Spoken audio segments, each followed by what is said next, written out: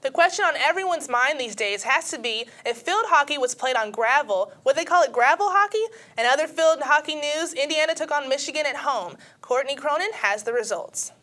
After a 5-0 shutout against Ohio State on Friday, the IU field hockey team won their first Big Ten matchup and home game against the University of Michigan on Sunday. This is huge. This is definitely the biggest win of the season and maybe of the last 2 years. We want to make sure that teams know that when they come to IU, it's a place to be afraid. It's a place where they know they're going to get a big battle. And now we prove that. We show them that we are one of the top teams in the Big Ten. We just had a rough start. Lead scorer Meg O'Connell nailed a shot on goal to tie the game 1-1 after Michigan scored in the first half. With less than 8 minutes to play, forward Alina Valenti scored her third goal of the year to put the Hoosiers on top of the Wolverines 2-1. This was a breakthrough game for Alina. She has so much talent. She's exceptionally gifted with speed, as you can see.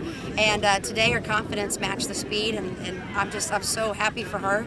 And she really found her fight today. It all started from our backfield, worked up to our midfield, and then the forwards finally just found around to finish it. On Friday, the Hoosiers will take on the Miami University Redhawks here in Bloomington. After a slow start to the season, Coach Robertson believes that today's win was a watershed victory that will propel the team throughout the rest of the season.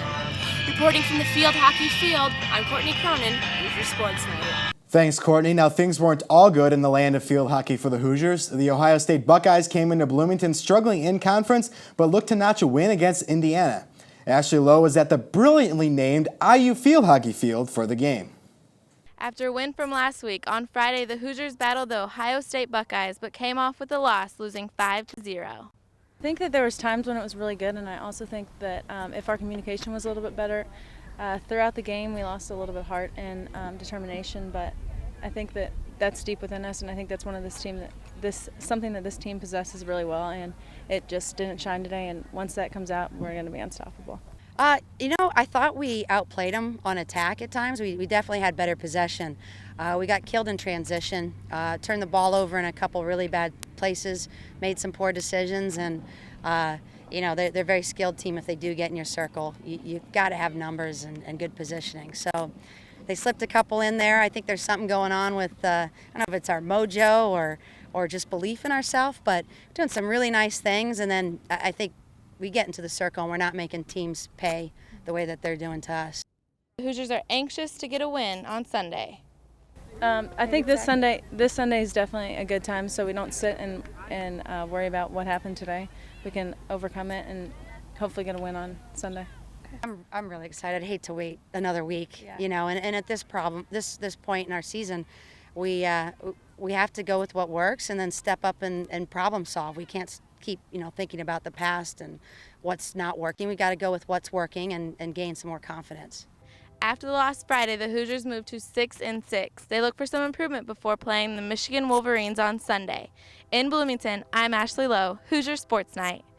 Hoosier fans were thinking bowl game on September 6th. Now thoughts have turned to November 12th, the day after the football team's final scheduled game and an end to their misery. After another abysmal display versus Iowa, Alexis Hosier reports on where the team stands now. 2-4 on the season is not the way the IU football team pictured things would go. 0-3 in the Big Ten and on a 4-game losing streak, it leaves the Hoosiers wondering, what now? I guess we just got to start back from the basics. We're 2-4 right now, so we weren't exactly planning on being that then. But I think just we got to go back and look at the film, see what we need to work on. Just, people make some more plays. You sit down and from what we're doing, who we're playing, the different areas where we're really failing ourselves, and we got to go to work on it. Quarterback Kellen Lewis left the game right before halftime with a lower leg ankle injury, leaving the team to adjust to quarterback Ben Chappell coming in the second half. I think the big thing, Kellen was in that whole drive and he got hurt too, so we had to get used to a whole new quarterback. I know Ben came in, he had some good drives. We just couldn't capitalize. We had some crucial mistakes like the fumble and stuff like that, and the fourth down conversion. But I think that we were getting the stuff that we wanted. We just weren't capitalizing on what we were given. So I think we're real close. We're real close. Coach Lynch stressed the importance of the offense and defense making big plays, but they did the exact opposite in their 45-9 loss to the Iowa Hawkeyes. I think it definitely, making those plays, that could change the whole momentum around a lot. If we make those plays, the game would be 7-0 us. But we didn't get those opportunities that we really wanted, and they just didn't go our way. Try to make the most of every opportunity, and it really doesn't matter how, of course, the game goes. Just do what we got to do. We just didn't make the plays when they were there. That was really all it came down to. From Memorial Stadium, Alexis Hosier, Hoosier Sports Night. All right, Alexis, 2 years ago, the Hoosiers traveled to Champaign and stunned the Fighting Illini on a last-second field goal by Austin Starr. Last year, the Illini got their revenge at the Rock. Now in 2008, the trash talking is heating up.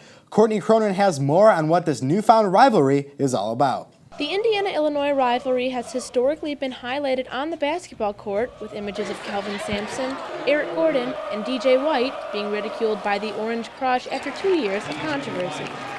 In those 2 years, Indiana won 3 of 4 games against the Illini. However, on the football field, games are more evenly matched as both teams exchanged wins in the last 2 seasons. Taking it back to 2006, the Cream and Crimson traveled to Champaign and won their 3rd contest of the season on a 33-yard game-winning field goal from kicker Austin Starr, putting the Hoosiers on top of the Illini 34-32.